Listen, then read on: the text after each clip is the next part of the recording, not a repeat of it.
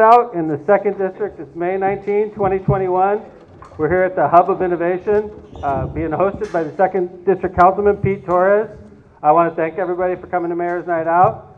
I'd also like to remind everybody to talk slowly today. We have Jasmine helping us today, helping us communicate with the residents that have trouble understanding us. So if you could talk a little slower so that Jasmine could keep up with us, I'd appreciate it. And without further ado, I'd like to introduce the second district councilman, Pete Torres, to start us off. How you doing, Councilman Pete?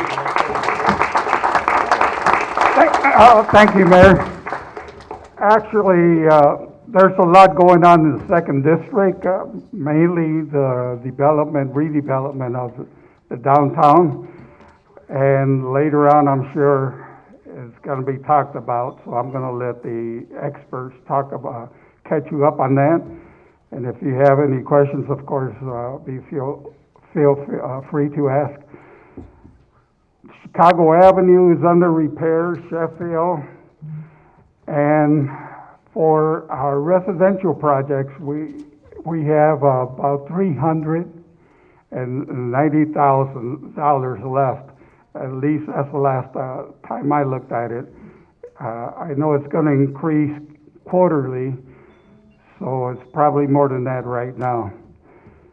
But other than that, it's an exciting time to live in Hammond, and I know we're just getting rid of, hopefully, we're getting out of this COVID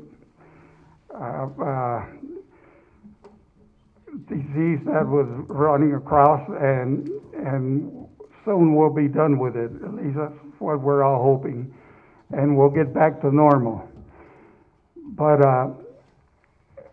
welcome to the show. I know this is the mayor's show, but I did want to recognize some people that are here, and looking around, we got a good crowd. But I wanted to thank Juan Serrano. He's a district supervisor. He helps me out a lot with sanitation and parks and potholes and the whole works. If you call me, that's the man I call. So I just want to recognize him.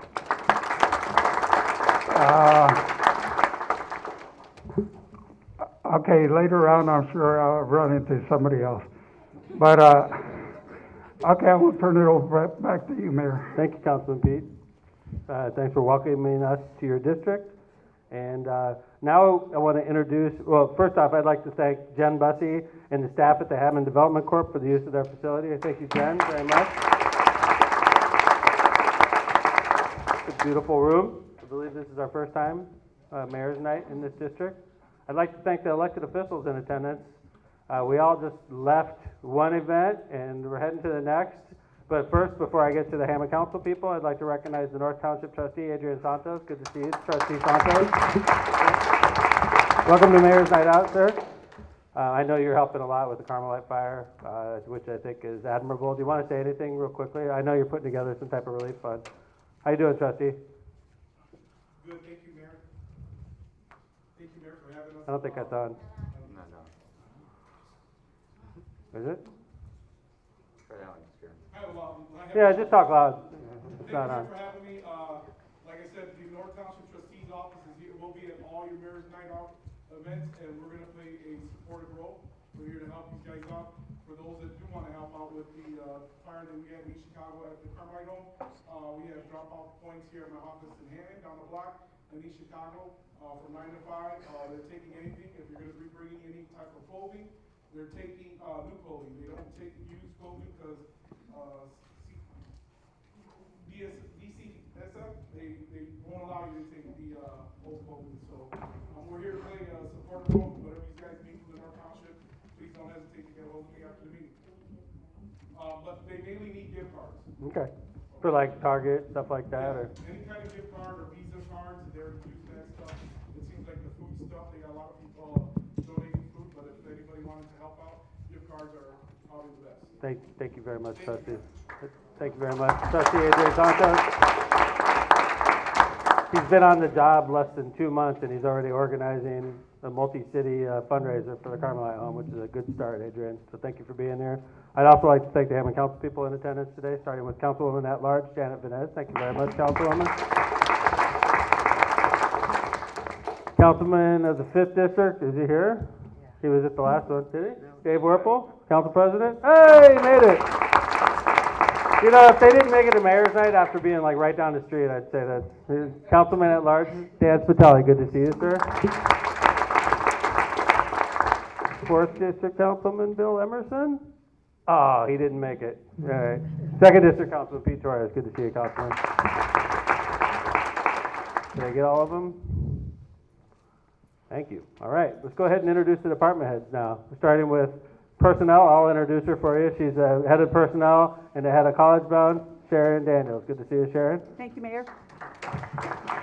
City Engineer Dean Button. Jeff Smith, Fire Department. Jaime Prieto, Water. Bob Vale, Building. Kelly Kerning, Inspections. Andrea Edwards, Zoning. Ron Novak, Environmental. Kevin Smith, Corporation Counsel. Phil Talon, Chief of Staff. Africa Harbor Planning and Development. Mylon Krasinski, Port Authority. Jack Smith, Sewer Maintenance. Matt Muta, Hammond Sanitary District. Owana Miller, Community Development. Chris Sakalaris, Legal Aid. Marty Wilgus, Hammond Sanitary District. Tom Novak, City Planning. Ann Anderson, Economic Development. Jim Talon, Park Department. Jeff Long, Hammond Police Department. Andy Short, Hammond Police Department. Levita Sparks Wade, United Neighborhoods. Juan Serrano, Public Works. Mark McLaughlin, Hammond Water. Carmen Paniagua, Housing Authority. Chris Campbell, Information Technology. Megan Flores, City Controller. Nick Farrell, Code Enforcement Department. All right. Good to see everybody. I'm like trying to concentrate and I keep looking at Jack's face mask. It's freaking me out a little bit. It's weird. That's actually your face under there too. I mean, is it supposed to be your face? Really? Yeah, it's weird. I like it. It's very safe though. I like it. Good to see you. Let's go ahead and start Mayor's Night Out. I see former Councilman at Large, Robert Markovitz, in attendance. Good to see you, Councilman Bob. Long time. I appreciate you all being here. This is how community works. So in the audience also, I know Public Works is on the stage, but we have our Public Works Director, Gary Gleason. Good to see you, Gary. And I see Jen Bussey over there. She goes to mayor's staff meetings all the time. She runs this building again. Thank you very much, Jen, for letting us host here. How we doing on questions, Donna? We've got 3. All right, let's go. Let's get started. You want to do the questions first? Huh. Why, are they bad? No, We've done 100 mayor's nights together, and I know. You just threw me, that's all. you threw me. You're like, you want to see him first? I'm like, holy cow. Good, I surprised These are you. horrible First time in questions. 17 years. Yeah, right? You want to see him first? I'm like, dang, these are going to be bad. Okay, Mayor, let's start off with not exactly a question, just information for you. Sure. The welfare office, the DFR office in Hammond, is closing on Friday. All the workers are being sent to other DFR offices. One of our residents is being transferred to the Glen Park Gary area, and the management just decided this Monday and Tuesday. Yeah. Just wanted to let you know that. Okay. I haven't heard that. Anybody else hear anything about that? Well, Friday, we have 2 press conferences. Well, 1 press conference and 1, protest. I know we're going to talk in a second about, I imagine we're going to talk about downtown Hammond and the headwinds we're facing with the decision by I keep calling them St. Margaret's, but the decision from the Franciscans to shutter, for all intents and purposes, the hospital that's been anchoring downtown Hammond for 120 years. I imagine that's going to be a topic we're going to focus on. But before we start that, if you don't mind, we have an awards presentation we want to do through the Hammond Police Department. So if you don't mind, Mr. Walter Allen, can you please step forward, come up to the podium here? Hi, sir. How you doing? This is a good thing. He looks very reluctant. So nice to see you, Mr. Allen. Come on up here. How you doing, sir? Great. I got a little award we're going to give to you, but I'd first like to read off a statement, if you guys don't mind. This is Hammond's Assistant Chief of Police, Jeff Long, and Hammond's Chief of Police, Andy Short. Tonight, we would like to present an award to a gentleman for his life-saving efforts on May 6th of the year 2021. Mr. Walter Allen was driving in the 4000 block of Calumet Avenue at approximately 10:30 p.m. when he noticed that the car next to him was on fire. Mr. Allen got the attention of the driver, who was unaware, and signaled for her to pull over.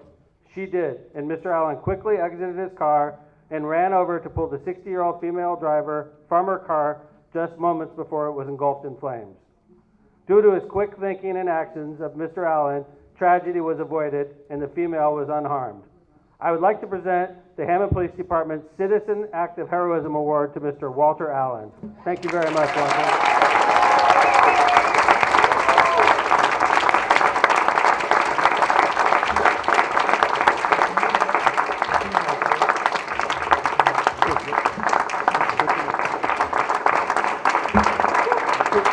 Hi, can we have the woman who was helped by Mr. Allen please step forward? How you doing? I'm sorry we mentioned your age. That was sort of rude, wasn't it? Yeah, like, the 42-year-old female, right? Hi, Mrs. Garcia. How about Mr. Allen? A pretty good guy, huh? Oh, absolutely, my hero, man. That's what community is about, everybody. Thank you, Mr. Allen, Mrs. Garcia.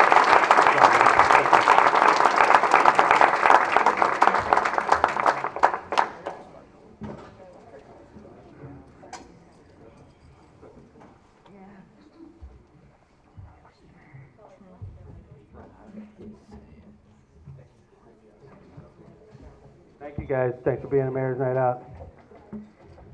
We'll edit that videotape so the age doesn't come out, okay, man? All right. You know, I already mentioned the subject, and it would be crazy if we went through Mayor's Night without addressing the most important topic right off the bat, since we're in downtown Hammond, right? So I'm just going to start off, and let's just start off talking about what's going on with the Franciscans and the decision that they made, and to give you, we had no idea this was coming. None. I was walking into the police department for a meeting the morning I found out there was a press conference.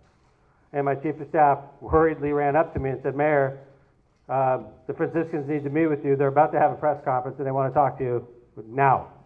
And I said, Phil, I got a whole day scheduled here. Like, I can't just, I'm the mayor. Things are scheduled weeks in advance. I can't just like drop everything because they want to meet with me now. So I said, what's going on? And he told me. I said, doesn't sound like they're negotiating. It doesn't sound like they're like, hey, what do you guys think about this? It sounds like they're telling us, which is bad form. And I mean, it's unchristian. It's a lot of things, but it's mean. And it's just, you know, and I'm trying to think of the bigger picture, and healthcare in America is a wreck right now. And cities like Hammond are the ones that are suffering. You know, you go to the wealthier communities, you go to the communities down south, and the Franciscans are building a brand new hospital in Crown Point as we speak, $100 million plus. Built a brand new hospital in Munster. They built a beautiful hospital in Dyer. They built a brand new hospital in Michigan City. And they're turning their backs on Hammond. And it's, I mean, you know, Hammond's a poorer city. It's got more challenges, especially right on the state line. There's no doubt about that.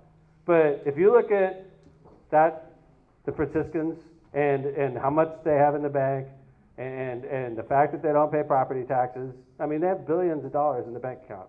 And it's just hard to comprehend a Catholic organization just being so reluctant, you know, so cold-blooded, and just 1 hour notice to the mayor. And I tell you, you know, we've had medical facilities come to Hammond, all right? You know, North Shore, right there on 165th, opened a big branch, and they're wonderful. We had a new ER open up over by Cabela's. And I don't want to put anybody on the spot here, but we took some static from the hospital. Like, how dare you bring in somebody else for health care in Hammond? It's like, and I felt we were trying to balance. It's like, hey, this 24-hour ER in South Hammond is a good thing for everybody, because if somebody gets sick, they can go there, right? We're not trying to shut the hospital down. We're trying to make a city safer. More medical is better than less medical, right? But if you would have believed them at the time, they wanted us to kill deals like that. Like, we don't want North Shore here. We don't want the new ER. What if we did kill them? You think the decision would have been any different? No. The fact is, thank goodness we brought in North Shore. Thank goodness we brought in that new ER, because if we didn't, we'd have nothing. It's a sad state of affairs in America, in my opinion. It's a sad state of affairs that that's a Catholic institution with billions in the bank, and they're turning their back on the poorest of the poor. People are going to die. People are going to die. There's no doubt about this. Somebody's going to need badly needed health care now, and they used to be able to go to downtown Hammond, and instead they're going to have to go to Dyer, or someplace else. And without mentioning the fact that many people in this part of the city are, transit, they have transportation issues. It's a tough situation, I know we're going to get through it. We've faced challenges in our city before. I heard a great quote just before I got here. I thought it was really excellent. It was a quote by Henry Ford, who I don't really mention Henry Ford very much because I know a lot about Henry Ford, but I like this quote. It said, "Airplanes always take off going into the wind," which is true. And I tell you what, I think that's what we have to think about here. This is a headwind. And we have great plans for downtown Hammond, and this is a big blow. Let's make no mistake about it. And we're going to get through it. And I think part of it is putting the pressure on the hospital. That's why we're putting together a protest for Friday, and I hope you could be there. And I hope you could be there, the people watching on TV. We need a massive outpouring of support. People talk all the time about how much they love St. Margaret's. My kids were born there. I was born there. Mom and Dad were born there. Well, then you should be at this protest. You should give us 2 hours on a Friday to show the priests and the nuns that are making this decision that we care. And that this is dangerous, and this is not Christian-like. That's not what I hear on Sundays when I'm in church. This is not the message I hear. It is turn your back on the poor and go to where the rich people live. That's not what I hear. I hear help the poor. I hear help the struggling, the sick and the needy. I don't hear costs too much to help the sick and the needy. We're gone. I haven't really calmed down from this. From the moment I heard about it, I haven't really calmed down, and I don't know if I can. It made me question my faith in a lot of ways. It's like, stunning. This is a Catholic institution. It's stunning to me. Bill, I hate to put you on the spot, but you were the one that told me the bad news, So I'm putting you on the spot. Thank you, Mayor. Yeah. What sticks out to me, and you just kind of alluded to it, it's like, when people think about government not making themselves available to the people or businesses that are out there, in Hammond, we do it completely different. You see not only the mayor, you see every department head in the city sitting in front of you right now. We're in every district every other month. We're out on the streets. Our phones, when they ring, we answer them. We call people back. When you email us, we respond. But yet, the people at Franciscan couldn't reach out to the mayor, couldn't find any single one of us to give us a heads up that there's issues or challenges and they need to be addressed. And that's what really sticks out to me and really kind of hurts, as you say, Mayor. It's like a blow to the psyche of the city, is what it comes down to. There's champions for downtown Hammond, and I'll tell you, I am a champion for downtown Hammond, and I'm not going to tell you every day I'm super optimistic. Some days I'm just depressed. It's like, dang, we're trying so hard here, right? And then this is a blow for sure. Kevin, I know my normally mild-mannered attorney is not so mild-mannered on this issue. Well, Mayor, I think you've said it all, and so did Phil. I think for someone that has been involved in your administration from the beginning, I know that one of the things that everybody in your administration is good at is problem solving. And if the Franciscan Alliance would have come to your administration and said, "Hey, Mayor, we're thinking about downsizing. Here's why," I guarantee you we would have, number one, you would have tried to save it from happening. Number two, I know you would have found a solution that would have been good both for the Franciscan Alliance and for the city and for its people. And I think that's the thing that's most depressing is knowing that the Franciscan Alliance was sitting at the table when we were doing the revitalization plans of downtown with Jeff Speck. They were at all the meetings. They were at the table, and all of a sudden, and you're telling me that this plan occurred overnight? There's no way it did. This plan was in the making, 6 months, 12 months, 18 months, whatever it is. And so I think, the mayor's pointed out the rally and the protest this Friday. I don't think there's anybody in this room that doesn't care about downtown, and if you do, please, as the mayor said, show up. I think it's important. It's public pressure. I mean, these are religious people making a really cold-blooded decision. I think if we just let them walk, they're gonna walk. I think if we put pressure on them, it helps. I really do. I think that we pressure them, we ask them why, we point out how much money they have, we do it all, and we fight because we want to keep the hospital right where it is, where it's been for 120 years. And if we give up, it's gone. And if I was the mayor when the Times left, and if I was the mayor when a lot of these businesses left downtown Hammond, I would have fought just as hard. And I criticized previous mayors. One of them was my dad, that you were too easy on these businesses that are trying to leave our city. I'm not going to do that. If they're going to leave, they're going to hate me on the way out because I'm going to fight them. Okay? That's my job. You hired me to do this. And it's one of our biggest employers, employer that hasn't paid a bit of property taxes for decades, and now they want out. They want to go where the wealthy are. It's not right. It's not right. We got to fight. And if we're not willing to fight, then we deserve it. So. Hey, Mayor, I was just wondering if we could give the details Sure, of the rally. Alana? Yeah, if Alana's got them, if she's here. Hi, Alana. How you doing? So the rally is Friday, as Mayor stated. We're going to start at the police department, and then there's going to be some announcements and some speeches, and then we're going to walk to St. Margaret's Franciscan and kind of walk around, and then we'll probably finish up about 6 o'clock. Yeah. Short speeches. I'm going to give like a 2-minute speech, 3 minutes max, and I think most of them should be shorter than that.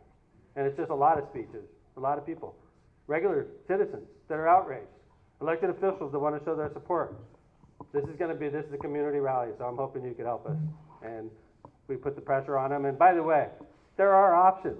The only option is not to shut it down and to destroy it on the way out. That's like what you do in Baghdad. When you leave Baghdad, you destroy stuff so they can't use it, right? The Franciscans want to destroy it on the way out. What if another hospital wants to take it over? No, we don't want that. We don't want competition. So we'd rather destroy it on the way out. That is not Christian. That is not Catholic. That is cold-blooded business. I expect better from the Franciscans. I do. And I think it's time to put the pressure on them. And if we're not willing to fight, then you can't be a supporter of downtown Hammond. If you're not willing to give me 2 hours on a Friday, you just can't. I'll be there.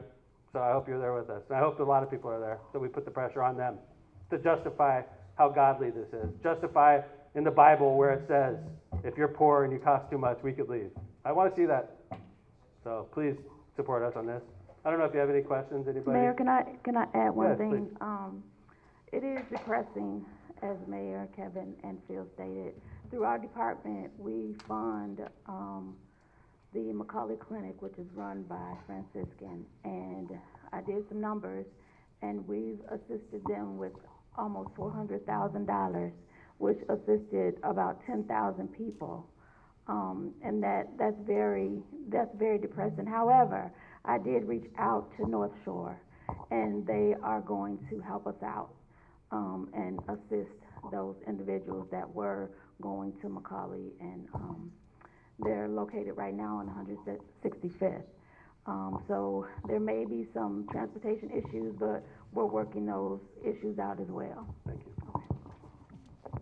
Any other questions on this? I mean, it's the biggest issue in downtown, so. Mayor, what's the time again? Is the thank you, protest Councilman. going to start? 4 o'clock, right? 4 o'clock. Okay. 4 o'clock. And I think the one thing that we changed, we want to do the protest in the parking lot. That's the only thing. So we'll start from the PD, march over to the hospital. We wanted the pictures and everything to be in the parking lot, basically. I want them to see the hospital in the background. It's important. I hope you guys could not only be there, help spread the word, you know. And this community works. You know, we had as everybody's been following, we have a missing child in the south part of our city, and we had hundreds of people volunteering over the weekend to help find him. This community works, and we can put the pressure on them. And this is a horrible decision that was made that affects all of us in this room. It's time for us to put the pressure back on them, so I hope you could be there. Mayor, Yes. we have flyers on it on the front. Thank you. Could you hold one of them up, or? Thank you. Thank you. Appreciate it. Thank you, Ann. Any other questions on this issue? Thank you very much. All right, another, before we get to questions, there's another situation going on right now in the 3rd district, which I know we're in the 2nd right now, but we're doing traffic experiments in the 3rd right now. If you're in the Kenwood School area, I don't know if anybody in here is in the Kenwood School area, but if you're out there watching and you're saying, I love what you're thinking about doing, Mayor, or I hate what you're thinking about doing, Mayor, you have a ballot coming to your house. 1 ballot per household, right? Correct. So if you live on Highland, south to 165th, or if you live on State Line, between Holman and State Line, on the west side of Holman, you'll get a ballot. Every house in that area will get a ballot. And we're asking you, what do you think of these proposals? And we're implementing them right now. So if you live in that area, you know what I'm talking about. And if you don't, you'll see roads closed. And we are doing maintenance. Thankfully, Gary Gleason's got his crews out there doing crack sealing. But if we think that this is something we could look at as a permanent type of solution to cut through traffic going through these neighborhoods. And, you know, sometimes when you cut down on the volume of traffic going through your neighborhood, you also cut down on the crime in those neighborhoods. And we've seen it. In fact, the residents of that neighborhood don't have to look very far to see a neighborhood where we did traffic controls and it changed the neighborhood forever, and that's south of 165th. So if the residents of that area like what we're talking about, I urge you to send that ballot back in, because that's extremely important. With me, if it's 50-50, we're not going to do it. I have a high standard. If we're permanently changing traffic patterns, it's got to be overwhelming response. And I'm not afraid to kill these projects if it's not even close. We had one I thought made total sense, and the residents didn't buy it. It was like 55-45. And the 55% wanted it, but it was too close. I'm not going to permanently change traffic patterns if 45% of the residents hate it, or if they don't even care enough to send a ballot back in. So the best thing you can do if you live in that neighborhood is send those ballots in. It's all anonymous, and we actually count them, and we'll have the results that night, unlike in the presidential election, right? And we're going to make a decision based on the ballots, and it's fair. You know, so it's important, and that's happening right now. We've been working really closely with Councilman Berry in the 3rd district, and the ballots are supposed to come back to... They're due June 1st. Due June? You're going to announce it to June 14th. Okay, there you go. June 1st, ballots are due back in. Are we getting them back currently? Yeah, they're coming. Cool. So anyway, all right. Anybody have any follow-ups on that issue? Typically, when we do proposed traffic changes, this is how we do them. We'll implement them with temporary structures, send a poll out, say, how do you like it? And sometimes we win, sometimes we lose. I thought we were going to win on Boy Scout Road, and we lost, and we backed out. We did it for about a couple weeks, and we backed out.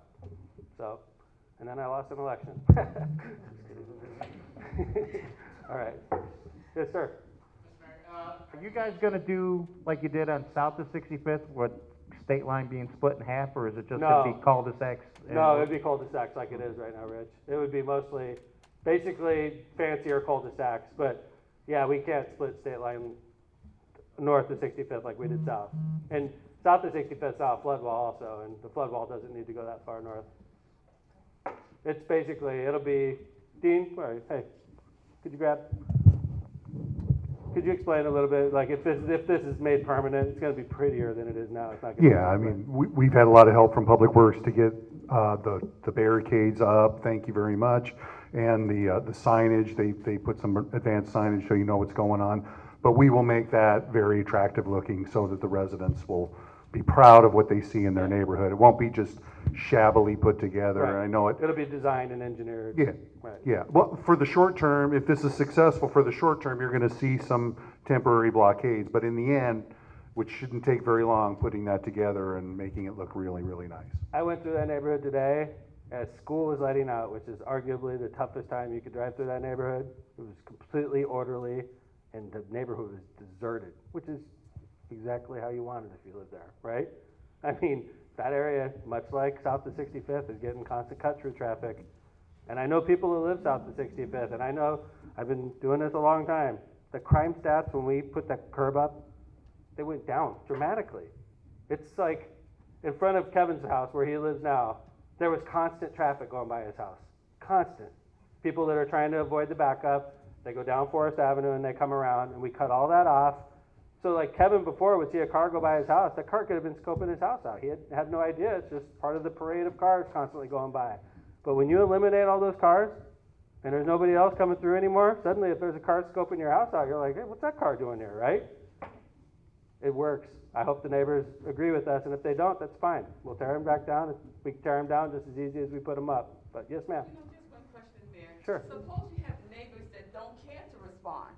To me, that's a vote against, ma'am. Okay. If they don't care enough, because I think, honestly, I think that what we're doing in that neighborhood is really a good move. And like the way I see it is, if I'm trying to change your neighborhood and the resident doesn't care enough to even send back a response, to me, that's a vote against. Like if I lived in that neighborhood, I'd be like, heck yeah, keep this going, Mayor. This is wonderful. My neighborhood's, quiet now. So we count that against, ma'am. It's not necessarily a vote against, but it's an indication that they don't care to me. We're trying to be as fair as possible. It has to be a clear win. And more of these proposals have lost than won. So the burden is on the homeowners to say we like it. One other thing. No problem. What if you have an apartment building on the block that have high, what if you have an apartment building on the block that have a high turnover? Because I noticed that a lot of people will move into these apartments just for a year, probably to get their credit together, and then move back to Illinois. Right. You know what I'm saying? Or some may have month-to-month rent. Yes, ma'am. Okay, so you have that traffic. For instance, I'm on Detroit and State Line. Okay. So at the end of the block, it's an apartment building. He's doing pretty good with it. He provides parking for his tenants. Gotcha. Good parking spaces Uh-huh. on the side, on the back. Uh-huh. The problem, well, I will talk to the police department about this as well. There is a commercial building that no one goes into on Holman, very small commercial. It usually has a sign saying lease, auction, nobody goes in that building.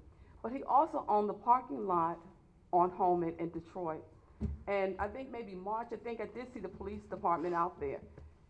It was full of cars, just full of cars, no tags. We don't even know where the cars came from. Okay. And he owns that lot as well. I think he has like 2 snow plow commercial trucks there right now.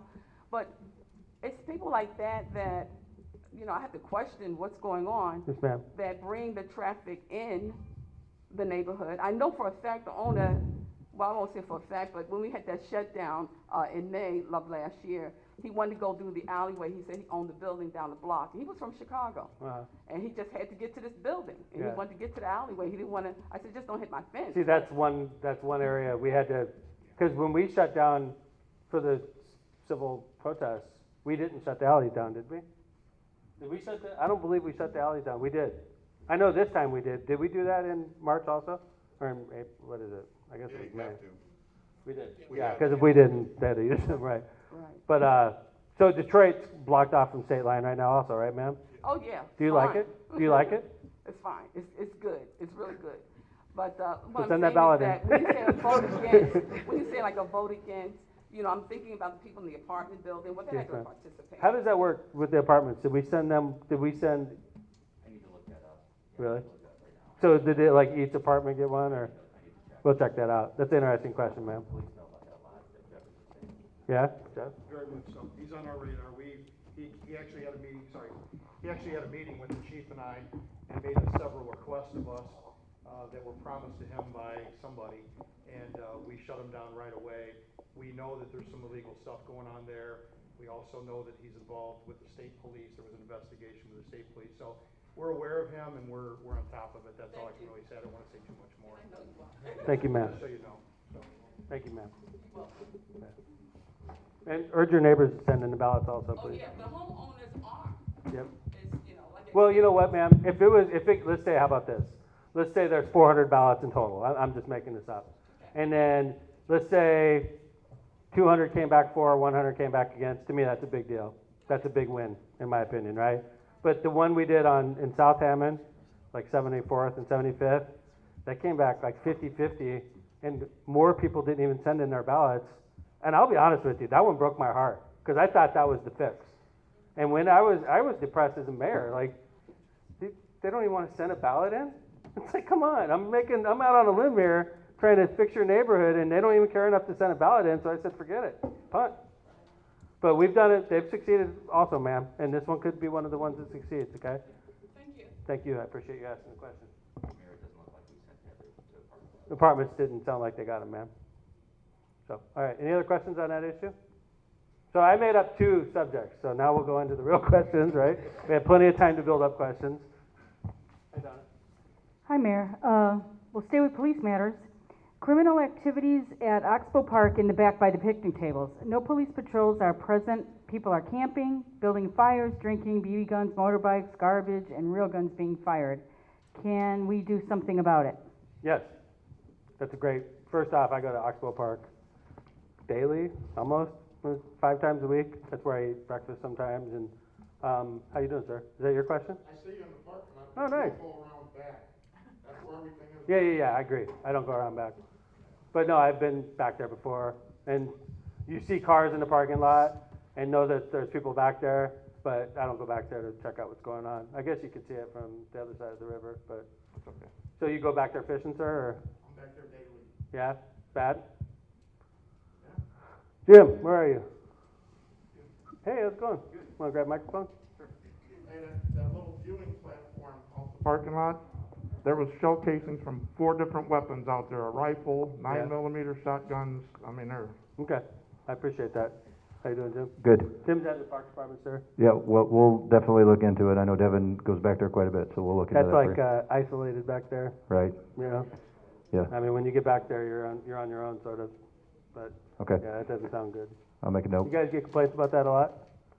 Well, mostly the cars throwing trash out and stuff like that. I complain about that all the time also, yeah. I always put it in the garbage can, but, so, is this happening overnight, sir? It's usually on the weekends when it's nice weather. Is it like, you're saying they're staying the night back there? Well, yeah, there's a couple of homeless guys that Homeless stay guys. back there, and then there's their friends that bring the booze back there. And Are they driving there? Because then they're he leaving their rides cars. his little motorbike back there all the time. Okay. Interesting. Because if there's cars, there's not supposed to be cars in the parking lot after sundown, right? We'll make an extra lot. Right. So we could hit that easy if they're They're taking riding cars. motorbikes on the bike path.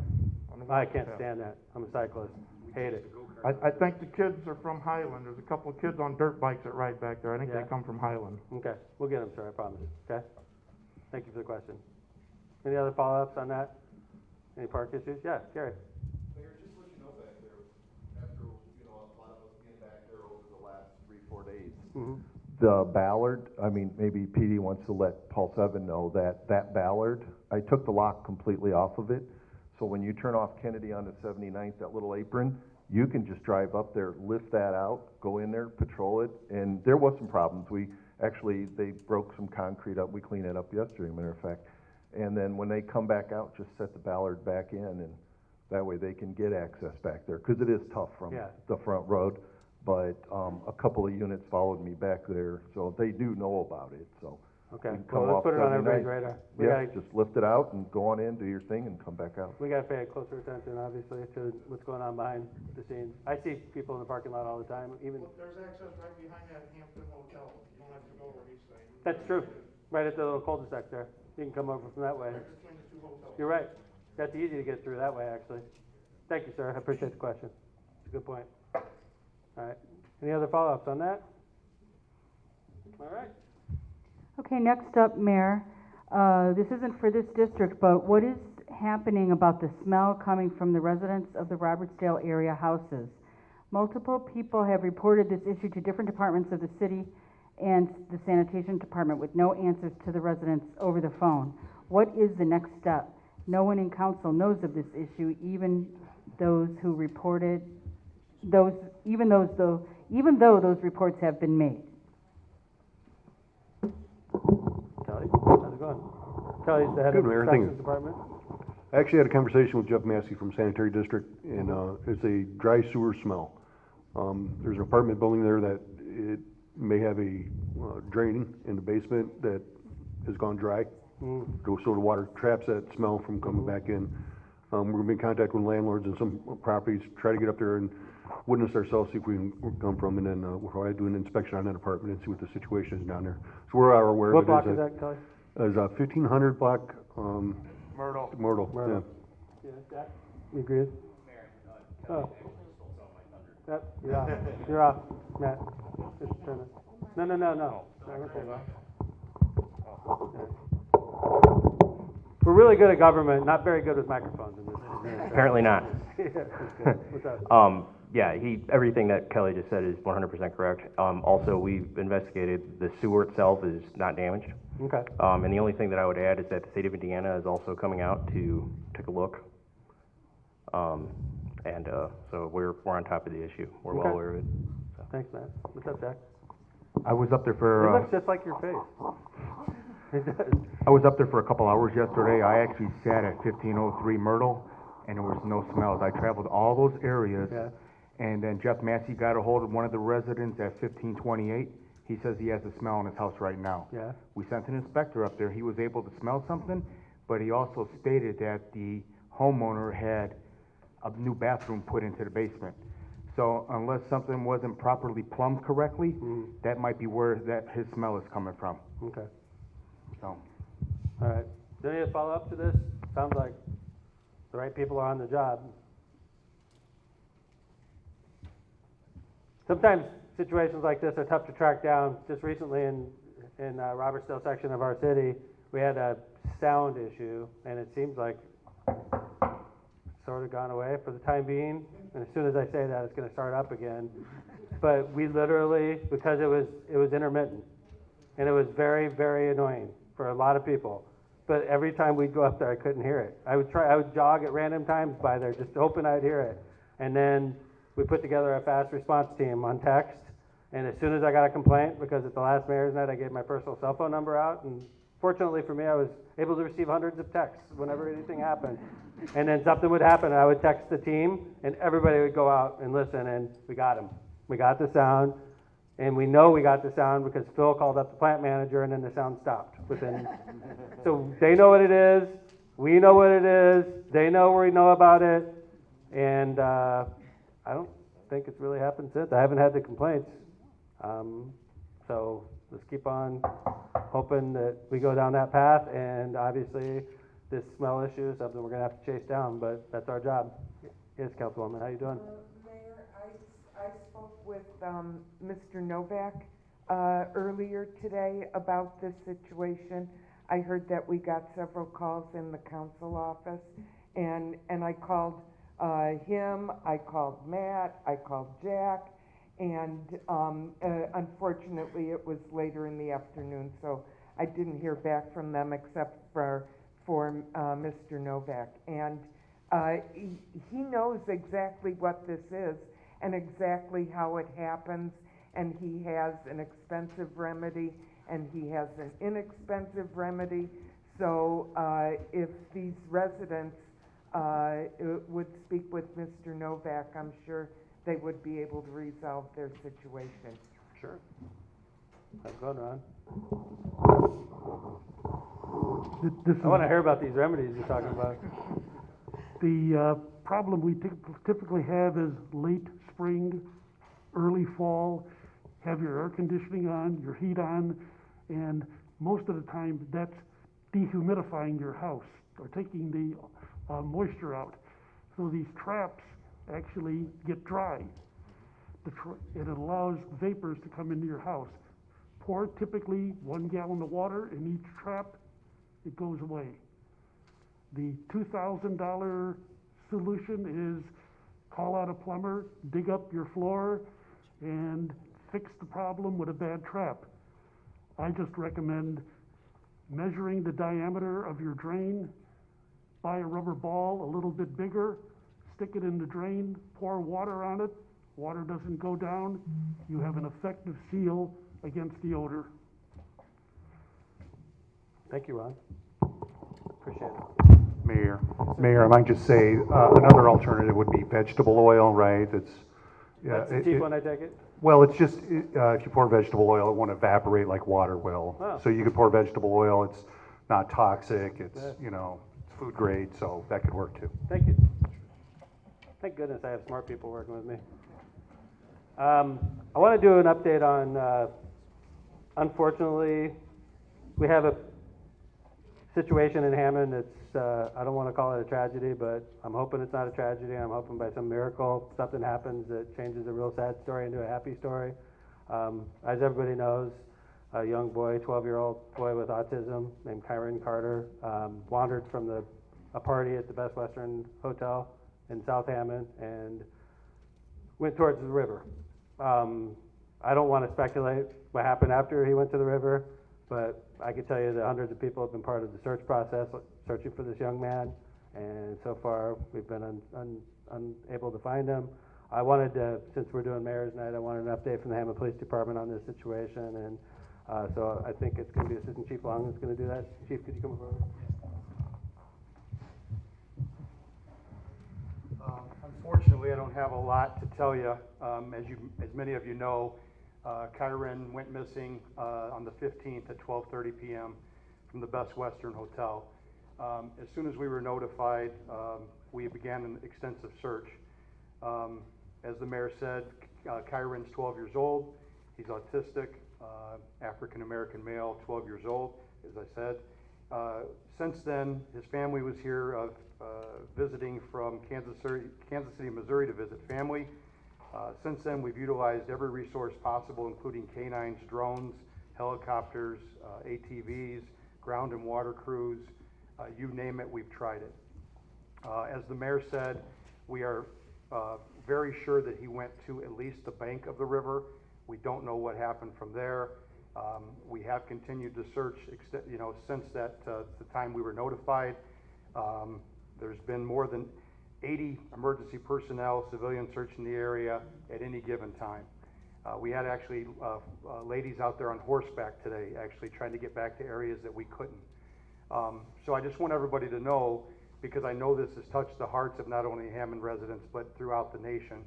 I was in Alabama this weekend with family, and I can only tell you that the 4 days I was there, I was asked 100 times, have you found the boy, have you found the boy, have you found the boy? So I guess I just want everybody to know that we are trying everything we can. As the mayor said, we're hoping for the best. We're going to continue to search. I do want to give a lot of people some credit, if I could, to this point. Hammond Police and Fire, Porter County Search and Rescue, Indiana State Police, Lake County Sheriff's Department, NICTD Police, Highland Police and Fire, Munster Police and Fire, Porter County Bloodhound Team, LaPorte County Sheriff's Department, Will County Sheriff's Department, Elite Ambulance Service, Maryville Fire, Cedar Lake Fire, Department of Natural Resources, and the District 1 team. I know there's people are probably people I'm leaving out, and I apologize for that, but I guess that'll give you some idea of how much effort and resources we're putting into this. The only thing we'd ask is there's a lot of conspiracy theories, and if you were the mother of this boy, you can understand how that can be very hurtful. We did have a sighting today that we thought down by Klein Avenue. One of our officers actually took off all of his equipment, Officer Ryan Gleason, got in the water, and it turned out to be a bucket that was blue. It matched the color of the outfit that he was last seen wearing. So anytime we get a chance, we found a lot of blue barrels and a lot of blue items because we're trying everything we can. So we don't have anything other than that. I wish we did, but I can promise you that we're going to keep searching until he's found, whenever that is. That's all I have.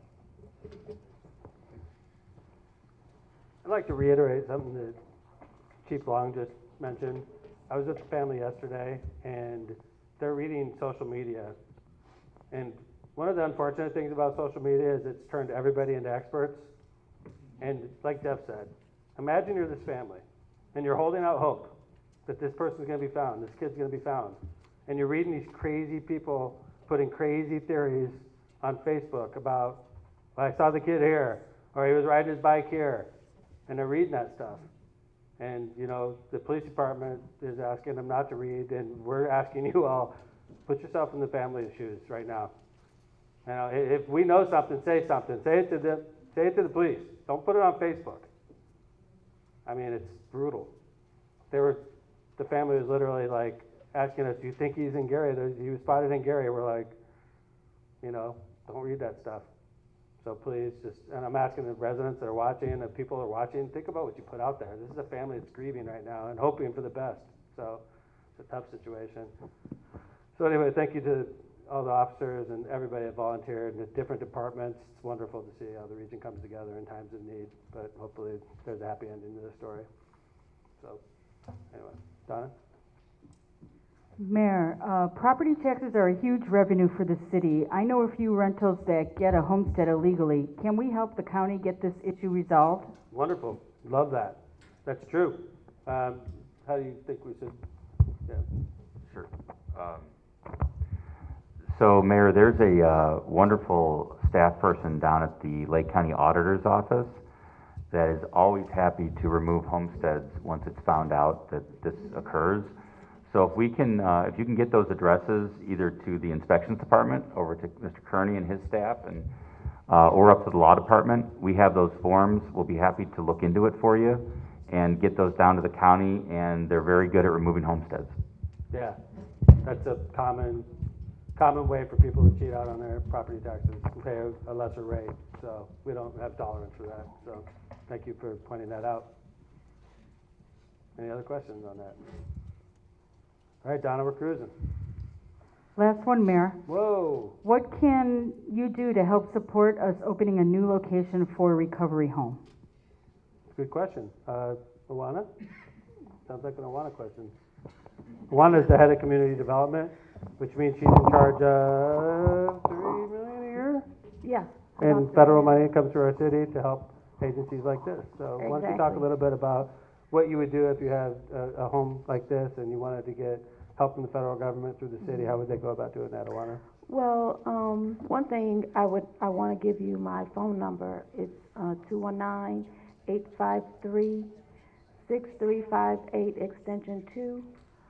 We have federal funds that come into our city, community development block grant, home dollars, which is partnership dollars, as well as ESG dollars, which is emergency solutions grants. So it all depends on where the location is that you want to have a facility such as this at.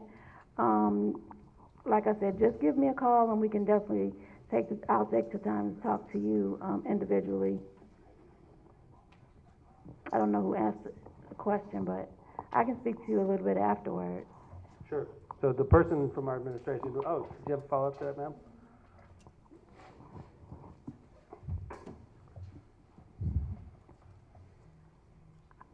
That's my question.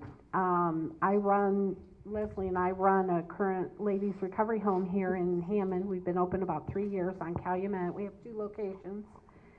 And we believe that Hammond is the perfect place in Lake County, of all the places in Lake County, that the need and, our type of service is desperately needed in this community.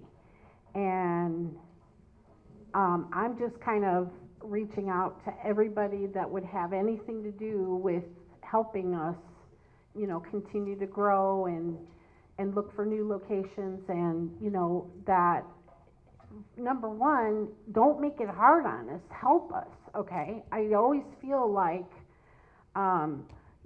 we've got this rule or that stipulation, and I know that isn't necessarily the individuals of the, whether it's the planning commission or whoever your office is. I realize that there's zoning things and there's all these rules and so forth. But we can, just like we're so upset that we're losing businesses, I've been very upset of how hard it has been for me personally and Leslie to really make a dent in, this pandemic with our addiction problems and the heroin epidemic, and we just need this service more than ever. And we're a nonprofit, we're limited, and we need help. If we're going to kind of get some things going in the community and do this service, everybody that would be connected with the city of Hammond that would help us with this. Not just the grants, not the grants and the federal funding. The funding isn't so much our biggest challenge. Our biggest challenge is zoning and disrupting communities. That if the zoning areas say, you know, we're not eligible for whatever reasons and we have to go and to the zoning board and make, you know, changes, ask for changes. If we do that, but then we also, just to let you know, we also have the fallback from the communities themselves because, you know, they feel if it's a business area that our type of business can conflict with maybe some of their business. If it's a neighborhood, you know, people don't want a recovery home in their neighborhood. So we have a big challenge, right, Leslie? Yeah. And we need prayers, we need help. We've been open for 15 years. We have our biggest campus in Lafayette, and now we're trying to, I've been sober 34 years. I got sober in Lake County, and you know, I want to do this. We don't have enough of this kind of service in Lake County, as many people as here. So I'm just pouring out to everybody in this room, you know, say a prayer for us. Be sad and uproared about the hospital going out, but help, for God's sake, start helping us get in, because we do awesome. And Leslie is the director of the Ladies' House, and we'll be happy to answer questions and get with everybody. And thank you. But we're not going anywhere. Good. So I'm just kind of pleading for help. Thank you, guys. All right. Leslie, you want to say anything? She probably wants to say something. Thank you, guys. I said it all? Did I say it all? All right. Thank you, guys. Appreciate it. And I want to point out, you know, we were talking about Fridays, 4 p.m. protest. That's important. And I hope we have a lot of people there. But Friday is not all doom and gloom. We have an 11 a.m. announcement. I can't tell you what it is, but it's a $40 million investment into our city. So it's a weird day. We're going to go out there and celebrate a huge new economic development project at 11 o'clock. And then we're going to go to downtown Hammond and fight like crazy to keep another economic development project from leaving. So we need your help. I hope you can help support us. And if you want to see good news on Friday, tune in on Go Hammond or show up to the Sportsplex for the 11 a.m. press conference. So I think we're out of questions. Donna, is that true? Correct. It makes up for Mayor's Night Out in the first district, which was like 2.5 hours long, so it's nice how it's evening out. I was texted by a resident of the first district that said, Mayor, the sound is still happening, so thank you for correcting me on that, and we will continue to follow that up. I want to remind people out there that we have current job openings in the city of Hammond. Festival of the Lakes is currently hiring for parking lot attendants, parking cashiers, and bartenders. Visit gohammond.com, personnel in the City Hall or in the Hammond Civic Center to apply. The next Mayor's Night Out is June 23rd. It's going to be in the 3rd District at the Hammond Sportsplex as well, on the soccer field. That's at 6630 Indianapolis Boulevard. Thank you very much for coming to Mayor's Night Out in the 2nd District. Again, to the Hub of Innovation and the Jen Bussey, thank you for housing us. Mayor? Yes. Hi, I'm sorry, I have one quick thing. I just wanted to let everybody know that the Mayor's Commission on Disabilities is having our annual blood drive on Friday, June 4th at the Hammond Sportsplex. Please show up to donate blood if you like. COVID-19 resulted with a worldwide blood shortage. Please come and donate if you have time. It's from 12 to 6 at the Sportsplex on Friday, June 4th. When? Friday, June 4th, from 12 to 6. Thanks. Appreciate it, Matt. Again, thanks everybody for coming to Mayor's Night Out. 2nd District, see you next month, June 23rd in the 3rd District. Thanks, everybody.